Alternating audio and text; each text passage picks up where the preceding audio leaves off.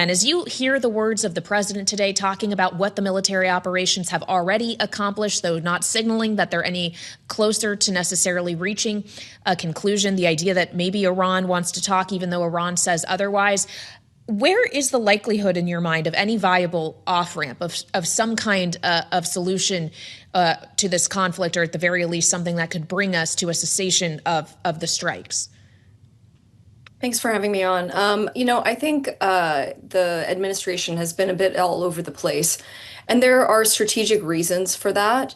But we continue to see a lot of confusion in President Trump's words that the conflict is going to come to an end, but then threatening many other states if they don't come to help that are reliant on the energy supplies from emanating from the Strait of Hormuz.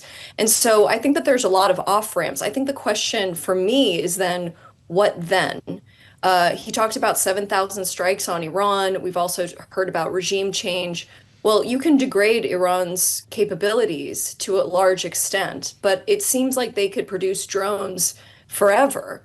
And so it's unclear to me then what. We have a lot of mistrust now between the Gulf states and Iran that had some kind of detente, at least beforehand. Europe is still fighting this war with, Russia and Ukraine. There's a lot of different fronts that have been forgotten about with this war. And the question for me is again, what then? What has been accomplished aside from really, I think, emboldening the Iranian regime? And as you said, there's a lot of questions with regards to the transition in terms of the Iranian government too. Well, so if we focus on that for just a moment longer, what are the odds that we reach a conclusion here that both the U.S. and Israel would decide enough is enough, we are done here, we've accomplished what we want, with the son of the late Ayatollah still in power? I mean, I'm very skeptical of that. I think that there could be a short-term ceasefire, much like we saw in the summer, but that the ultimately the war continues, and Iran is really trying to establish deterrence here so that that doesn't happen again. And what they've done is they've simply eliminated all of the leadership, including the more moderate elements of the Iranian regime, through many of these airstrikes. So it's unclear who they're going to negotiate with at this point.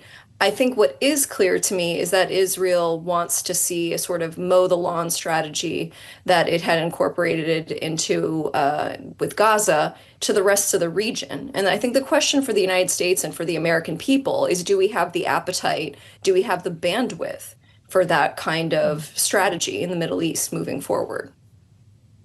Well, and the president was asked moments ago specifically about Israel and potentially greater ground operations in the north, in Lebanon, to go after Hezbollah. He said they're looking at the section where Hezbollah is. He certainly wasn't critical of that decision making by Israel, even if he wasn't outright endorsing it, Natasha. And I wonder what you make of that aspect of this conflict, that this is no longer just about strikes directly with Iran, that there are other fronts here to consider.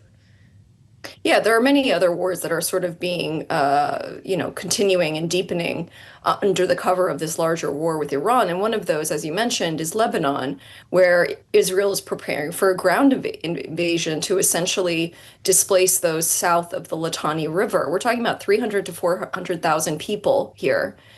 We've already seen upwards of, 800,000 people displaced in Lebanon. We're talking about a fifth of the country's population. And, Trump's comments, he mentioned that these are isolated areas with Hezbollah supporters. The reality is that these people are sleeping out in the streets in downtown Beirut. This is going to encompass the entire country. And so I think that there's something missing in terms of the what then piece of this. There's a lot of cheering on of tactical wins and airstrikes, but there's not really a strategy long term in terms of what's going to actually happen after this war or after this current phase of the conflict concludes.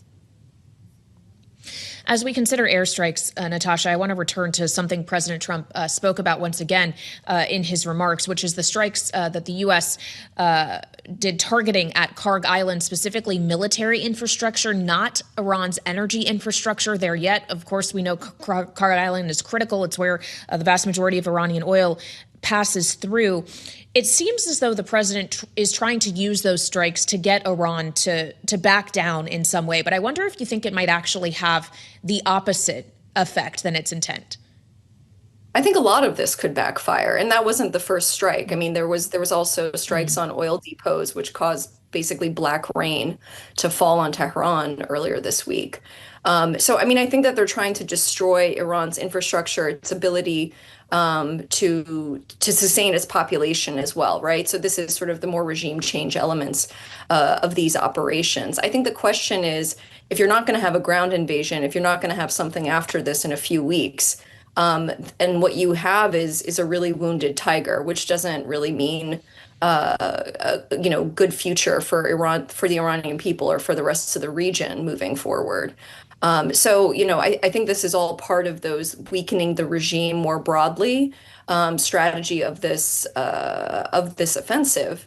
But I think the question is for the longer term, how does this affect global oil markets? How does this affect the Iranian people and, internal dissent more broadly? But for sure, you are angering the Iranian regime even further.